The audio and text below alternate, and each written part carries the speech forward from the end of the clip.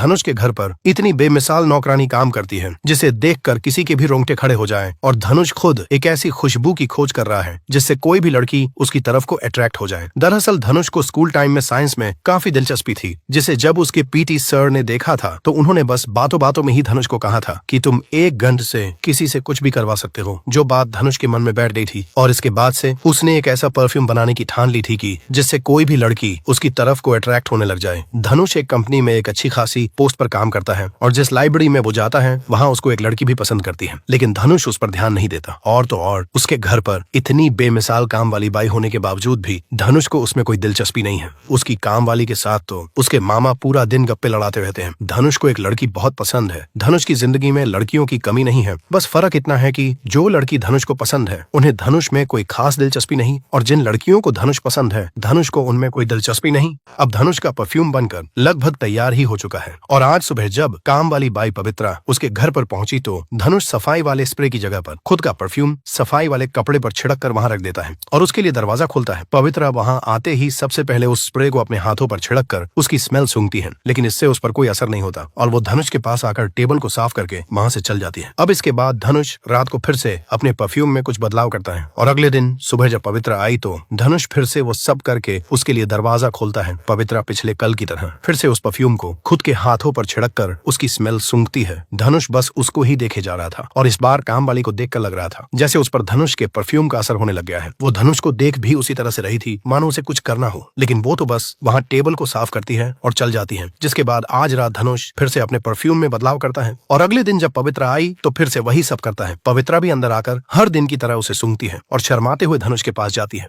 धनुष को लगा कि आज भी उसके परफ्यूम ने काम नहीं किया और वो ये सोचकर वहां से जाने लगा, लेकिन तभी पवित्रा धनुष को पीछे से पकड़ लेती है और उसको गले लगा लेती है। पवित्रा धनुष से बुरी तरह से लिपट गई थी। धनुष पहली बार अपनी जिंदगी में कुछ वैसा करने जा रहा था, लेकिन तभी उसे एक लड़की की याद आ जाती है और वो वहां से उठ जाता है। लेकिन पवित्रा अभी भी अपने होश हवास खोकर नीचे ही लेटी हुई थी, जिससे धनुष उस पर पानी छिड़कता है और तब जाकर पवित्रा थोड़ी होश में आई। धनुष उल्टा उससे ही पूछ रहा था कि ये सब क्या था। पवित्रा बेचारी खुद शर्मा रही थी, वो क्या ही बोलती, लेकिन धनुष का तो इसके बाद कोई खुशी का ठिकाना ही नहीं रहा था, क्योंकि उसका बनाया हुआ परफ्यूम अपना काम करने लग गया था।